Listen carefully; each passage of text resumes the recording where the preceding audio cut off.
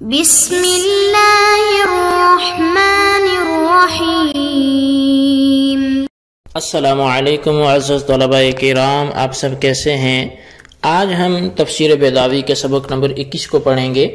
آج کے ہمارے سبق کا عنوان ہے لفظ اللہ کی اصل۔ آج کے ہمارے سبق کی عبارت واللہ اصلہ الہ سے شروع ہوتی ہے۔ آئیے سب سے پہلے عبارت پڑھ کے ترجمہ کرتے ہیں، اس کے بعد سبق کی وضاحت کی طرف بڑھتے ہیں۔ مصنف علیہ رحمہ لکھتے ہیں واللہ اصلہ الہ، اور لفظ اللہ کی اس کی اصل الہ ہے۔ فحذفت الحمزۃ وعوض عنها الالف واللام، پس حمزہ کو حذف کر دیا گیا اور اس کے عوض میں الف لام لایا گیا۔ ولذلك قیل یا اللہ بالقطع الا انه مختص بالمعبود بالحق، اسی وجہ سے یا اللہ کہا جاتا ہے حمزہ قطعی کے ساتھ، مگر بے شک یہ لفظ اللہ معبود برحق کے ساتھ خاص ہے۔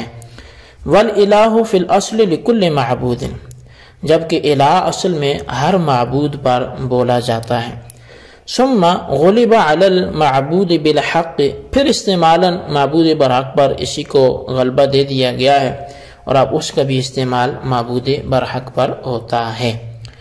جی طلبہ کرام، یہ تھی ہمارے آج کے سبق کی عبارت اور اس کا ترجمہ، اور اس کی وضاحت کیا ہے وہ ہم آئندہ سبق اس سبق میں اس کے بعد سمجھنے کی کوشش کرتے ہیں۔ آئندہ جو ہے اس کا مشتق من ہو جو ہے اس کو ہم ڈسکس کریں گے کہ لفظ الہ کس سے مشتق ہے، اس کے بارے میں کیا اقوال ہیں۔ لیکن جہاں سے یہ عبارت شروع ہوئی واللہ اصلہ الہ سے، مصنف جو ہے وہ اللہ کے لفظ اللہ کے بارے میں بحث کرتے ہیں کہ جس طرح سے لوگ ذات باری تعالی اور اوصاف باری تعالی میں حیران ہیں، اسی طرح اس کے اسم کی تحقیق کے بارے میں بھی حیران اور پریشان ہیں۔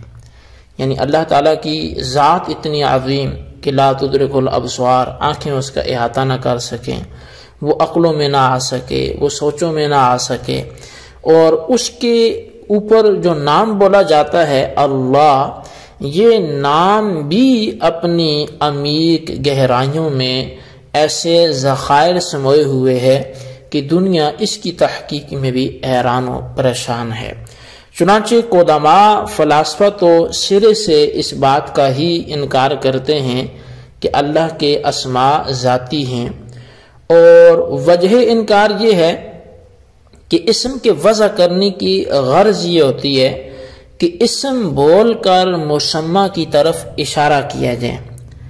اب واضح یا تو خود باری تعالیٰ ہوگا یا بندے نے نام وضع کیا ہوگا۔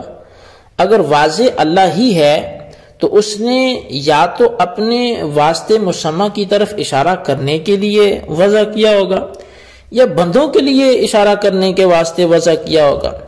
اب اللہ تعالیٰ نے اپنے واسطے اشارہ کرنے کے لیے تو اسم کو وضع نہیں کیا، کیونکہ باری تعالیٰ اپنی ذات کی معرفت میں کسی شے کی طرف محتاج نہیں ہے، لہذا اپنے واسطے وضع کرنے کے کوئی معنی ہی نہیں ہے، اور بندوں کے واسطے بھی اشارہ کرنے کے کوئی معنی نہیں ہے، کیونکہ بندوں کو ذات باری تعالیٰ کی معرفت حاصل نہیں ہے، لہذا ان کے لیے کیسے وضع کیا جائے گا۔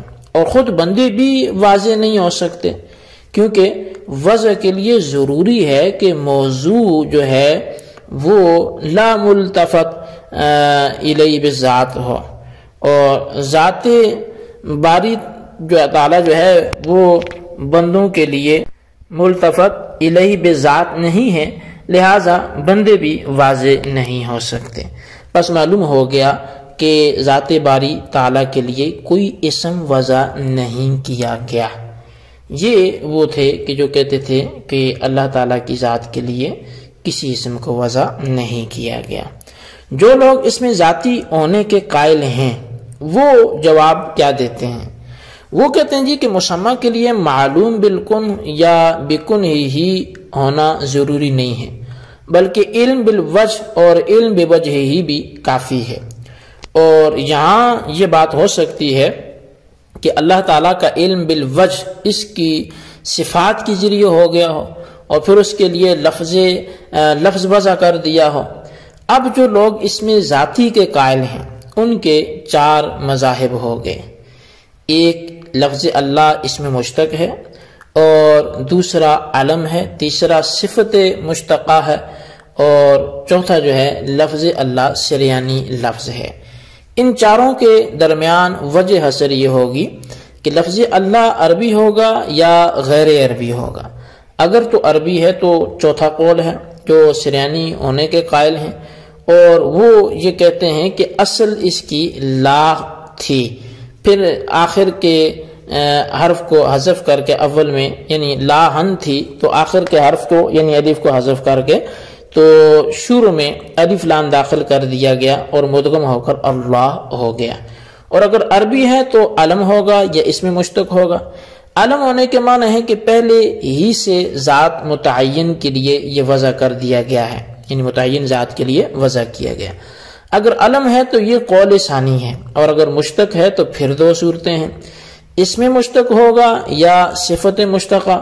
اگر صفت مشتقہ ہے تو وہ قول ثالث ہے، اور اگر اس میں مشتق ہے تو وہ قول اول ہے۔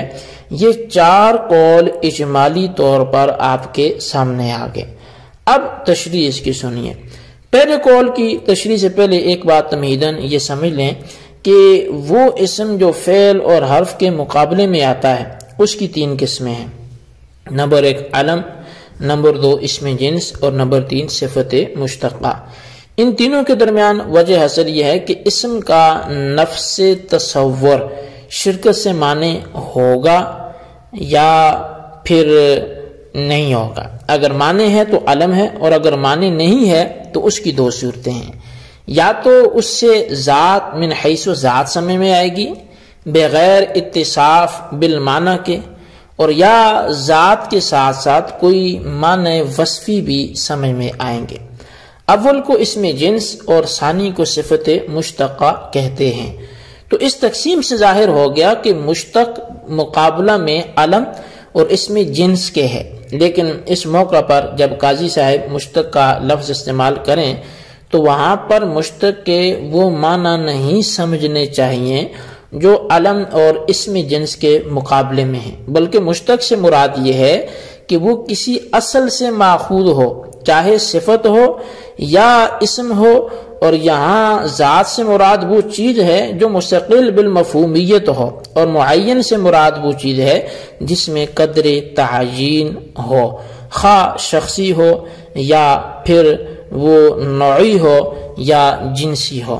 اول کی مثال زید ہے، اور دوسری کی مثال فرس ہے، اور تیسری کی مثال حیوان ہے۔ ہاں البتہ مصنف کا قول ثالث یعنی لفظ وصف سے وہی معنی مراد ہیں جو اس میں جنس اور علم کے مقابلے میں ہیں۔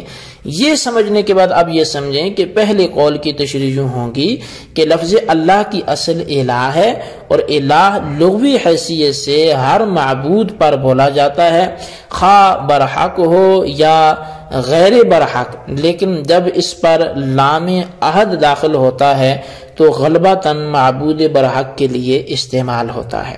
پھر اس کے حمزہ کو خلاف قیاس حذف کر کے الف لام اس کے عوض میں لایا گیا، اور ہم نے خلاف قیاس اس لیے کہا کہ اگر قیاس کے مطابق حذف کیا جاتا تو عوض میں لانے کی کوئی ضرورت نہیں تھی، کیونکہ قاعدہ ہے کہ المحذوف بعلت کالمذکور، یعنی کسی قاعدے کے تحت اگر کوئی چیز حذف ہو جائے تو وہ مذکور لفظ کی حیثیت رکھتا ہے، اور جب مذکور کی حیثیت رکھتا ہے تو پھر کسی چیز کو عوض میں لانے کی کیا ضرورت ہے۔ خیر الف لام عوضی ہے، اسی وجہ سے یا اللہ منادہ ہونے کی صورت میں حمزہ قطعی کے ساتھ استعمال کیا جاتا ہے تاکہ معرف باللام سے ممتاز ہو جائے، مگر لفظ اللہ تو معبود برحق ہی کے ساتھ مخصوص ہے، اس کے علاوہ پر اس کا اطلاق نہیں ہو سکتا۔ جی طلبہ کرام، یہ تھی ہمارے آج کے سبق کی عبارت، اس کا ترجمہ اور اس کی وضاحت۔ اس کو اچھی طرح سمجھیں، اس کے خلاصے کو اپنے رجسٹر پر ضرور لکھیں، اور بالخصوص ان سوالات کے جوابات بھی دیں۔ سوال نمبر 1 یہ کہ وہ عبیدہ عنہ الالف، یہ الف عوض میں کیوں لایا گیا، تعلیل میں عوض کی کیا ضرورت پڑی، وجہ بیان کریں۔